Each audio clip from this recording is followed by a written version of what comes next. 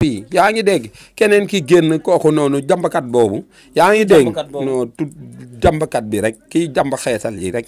yaa ngi dégg kooku da ngaa ragal egg ci tur bi xanaa gémmiñ gi mel ni hémorroïde da nga mel na ñame woo nag xam nga non man ragaluma kenn damay wax rek da ngay wax nit ñi xam ki ngay waxal ma xam nga sëy bi tas bi dafa am ay yeneen jigéen génn di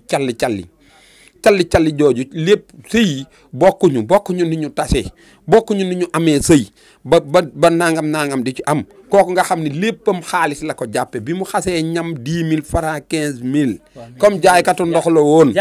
moom yaakaar na ni jëkkër bu dee jaay sax mu dem jëndi ko naan maay jënd silip maay jënd tubay maay jënd simis yoolu yaa xam mais kooku kan la lan ngay ragal ci wax turam non dama ngay ragal mu engagé la xeesal boobu laa ñi jàmm xeesal dañoo bëri jimboori xaw ma de falaa mën a yam xamoo ko xaw ma turam nit ñi gis nañ ko muy kii bu dee yow xamoo ko nga seet noo def léegi nag li ma la bëgg a laaj pour léegi ñu muy jàmb dara baaxul voilà léegi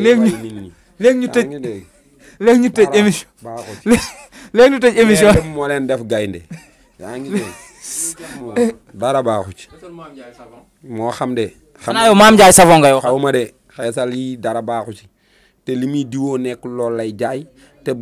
xeesalam bu la ko joxee boo ko diwoo boo defee nii sa làmmañ day saf suukar. li ngay def ne est-ce que nekkul da ngay attaquer nit ki tamit suukar ak tàmm loolu moo tax ñu jox ko togg mu jël gloria sotti ko ci. jël avant ndaare. yow kay justifié nga yow kay wax nga ki ngay wax. xaw ma de non ki jël gloria moom def ko si ceeb moom ñëpp xam nañ kan la. xaw ma de man loolu sama yoon nekku si de non du ma nawlee moo tax du ma tudd turam. ok nawloo ma ko quoi. ok Mbodja jigéen ñoo xam ne dama leen nawloo. d'accord léegi Mbodja Mbaye dafa nekk jigéen mu taxaw position boo xamante ni nee na jigéen ñi koy soutenir ñëpp ñu ngi dund loo xamante ni moo gën a pire sama jigéen la mais Mbodja Mbaye problème bi mooy xam nga ko xam ne nii gars ay wàllum taat rek ngay waxtaanee xam nga kooku man du ma si mën a addu daal parce que tamit mënoo jël livre taat rek yor ko mënul nekk ko